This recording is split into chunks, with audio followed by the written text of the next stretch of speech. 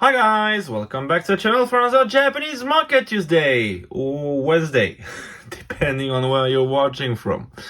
I'm very sorry for the delay, guys. Like my hard drive didn't want to load the files yesterday, and I actually freaked out because I thought the whole thing died, and I was like, no. But for some reason it worked this morning, so I could finish the video a bit late, but yeah. We're here. So let's get started with November 26th, last Wednesday. So we got a series of wanted boxes. So Future Flash was wanted for 7,800 yen, which makes it roughly 8,500 yen box on shelf. We also have Supercharged Breaker wanted for 16,000 yen, which is huge because that makes it a close to 18,000 yen box on shelf. And we're approaching the 20,000. I think I said it earlier already. I think I said it before. We also have Paradise Dragonite wanted as well for 11,000 yen this time, which makes it a 12.5 thousand yen box on shelf. Moving on to November 27th, Thursday. And here I would like to compare three sets which are very similar from the earlier Scarlet and Violet era. We have first, my favorite by far, Rulers of the Black Flame, still solid, around 14,000 in the box. It's not going up, it stopped. It's been going up for a few weeks in a row, but now I think it's been roughly 2 or 3 weeks. It's kind of stable. It's not going down. That's great, because if you remember, 151 was going down at the same time, but this one was not. And now it sells consistently for around 14,000 yen. Meanwhile, we do have Shiny Treasury X selling for 11,000 yen, which is again slightly down because I think it had a high around 13,000 yen a while ago. And we do have Triple Beat selling for 12,500 yen a box. Well, again, same as Ruler of the Black Flame, this one is kind of stable. Now, why am I showing you these three boxes? Very simple. First, they are all from the earlier Sword and Shield era, which means they will all rotate out in January. Okay. Second, they all have one big chase. Charizard SAR for one, Magikarp AR for the other, Bubble Mew for the last, with, of course, another shiny Charizard on top of it. But what's interesting here is that if you looked at the price of these boxes a year ago, Rulers of Black Flame was way behind the other two. Triple Beat was way ahead as far as I remember, around like 8,000-9,000 in a box, with Shiny Treasury X, which was selling for between 7 and 8. And you could easily find Rulers of Black Flame for like slightly above MSRP. I would say 6,000 yen. So do you see how things have turned out? And I'm very happy with that because, as I said many times, I'm a big fan of Rulers of Black Flame, and I still think it's a solid purchase at 14,000 in the box. I do think this set will go way higher than that. Really, I do. So I might actually get a couple of boxes for myself because I only have like 4 or 5. Anyway, moving on, November 28th, Friday, that's Mega Dream release day. And Mega Dream selling for around 13,000 yen a box on release. It went slightly up a couple of days after that. We're going to get back on Mega Dream in a minute. We also have 151 counter-attacking as it was down last week and is now back above 31,000 yen. Not a surprise. I'm not saying it's not gonna go down a bit more before January, but it will definitely recover after January. So yeah. And we got Incandescent Arcana, which is moving up at 9,300 yen a box, and it literally feels like no one cares about that set. Like at the moment, when you think about late Sword and Shield sets, yeah, Pokemon Go is going up. Quite a lot. We do have the one with the Misty. Battle Origin is going up. Dark Phantasma, which in my opinion is the worst Sword and Shield set. I mean, I'll say, no, not the worst. Worst late Sword and Shield set, because early Sword and Shield we got way worse. But at the moment, really feels like no one cares about incandescent arcana. There is nothing inside the set that people want to pull. The biggest hit is the Selena SR, and no one wants it. Anyway. So, moving on, Saturday, November 29th, we do have a set of prices for Mega Dream. So, here is what's going on. Okay, so Mega Dream Shrink Wrap, 13,500 yen. Without a shrink, 11,500 yen. Now, be careful because there are two kind of boxes that are sold without the shrink. The one with that, like a, I don't know how you guys call it. Like, it's kind of a second layer of protection for the box. So you basically remove it when you want to open the box, right? So if you don't have the shrink wrap, but you do have this still sealed, that's 11,500. Now, if this part has also been opened, which is what the Pokemon Center does typically, then it's 10,000. And if you only have 10 loose packs, that's 9,000. Now, if you want to buy a whole case of Mega Dream, 275,000 yen, this is what it's gonna cost you now. Just so you know.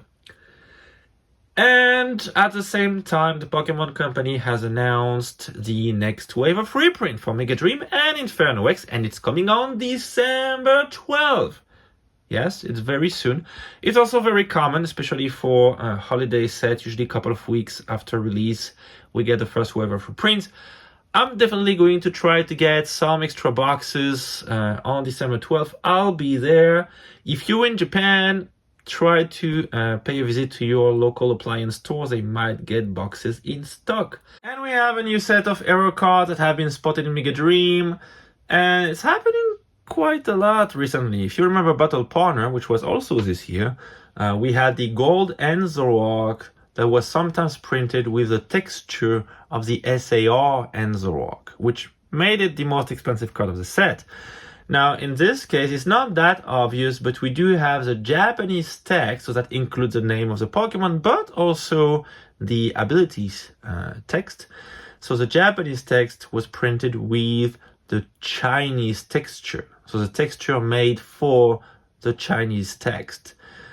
And of course, you guys know, right? The Japanese and Chinese cards are printed in the same factory. So I don't know where the mix-up happened, but it did happen on some cards, which makes them quite valuable. You know, right now, the Inferno X, if we're talking about, of course, the MA, right? Because somehow this error happened so far as I know, only on the Mega Attack Rare cards, not on the SARs.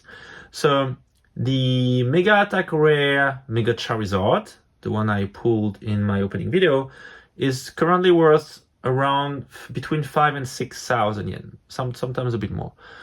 But the Era version is worth 10 times the price, so it's selling online between 50 to 60,000 yen. And it's the same for all the other ones. Gengar goes from 4,000 to 40,000 and so on, right? All of them are 10x's the value if this error is on the card. So, you know, if you happen to pull a Mega Attack Rare, and if you're opening a box, you will pull a Mega Attack Rare, just double check the name of the Pokemon in case you see a texture that looks odd. Moving on, our losers of the week, we do have the Hiroshima's Pikachu dropping 9,000 yen from 26,000 to 17,000 yen, following the trend of the Tohoku's Pikachu last week. Prices are getting fairly similar for those three cards right now. We do have also the Mega Charizard X from Inferno X, dropping 8,000 yen from 70 to 62,000. It's almost getting affordable, you know what? Just kidding, still very expensive for a Japanese card. But we are finally back to what it was on the release, because on the release this card was selling anywhere between 60 to 70,000 yen. We also have the Fukuoka Pikachu with a 6,000 yen drop, now selling from 6,000 yen. I'll make it 6,000 yen drop, going from 24,000 yen to 18,000 yen. And that's crazy because I've seen that card this weekend selling as a PSA 10 for 32,000 yen. Well, 32,000 yen was not even the price of the raw card 3 months ago. 2 months ago, 3 months ago. Well, anyway, when it released. So, yeah, huge drop for that Fukuoka's Pikachu. And as it's Mega Dream release week, I want to quickly go with you through some of the price tags for the most sought after singles. We have, of course, the box selling around 13,000. It's a bit more in stores. Those are online prices. We do have the Mega Dragonite Gold selling for 100,000 yen, which is quite expensive. It's, I think it's above the Mega Charizard now, the gold version. We do have the Mega Dragonite SAR selling for 45,000 yen. That's a very, very nice card. I'm hearing many people wanting that card, probably more than the Gengar one, actually. So that's very positive, you know, when it comes to this card and how it will perform in the future. We have the Mewtwo for 30,000 yen, the Pikachu for 30,000 yen, the Gengar for 75,000 yen. Of course, it has to be more expensive than the others. The Zoroark for 20,000 yen.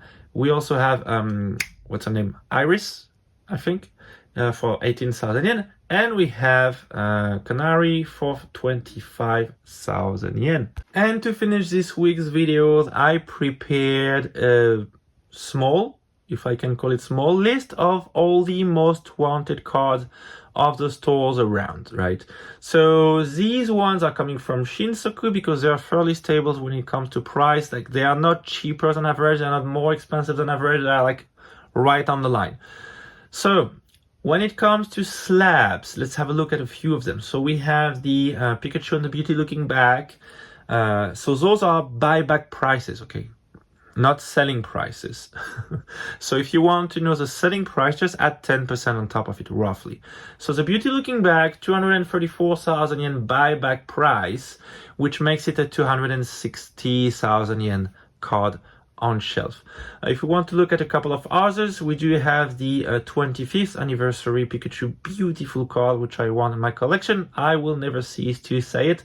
Buyback price 530,000 yen, which makes it a 580/600,000 yen card on shelf. Let's look at something else. What else do we have around here? Oh, well, talking about the Fukuoka's Pikachu, buyback price 31,000 yen. That hurts. That hurts.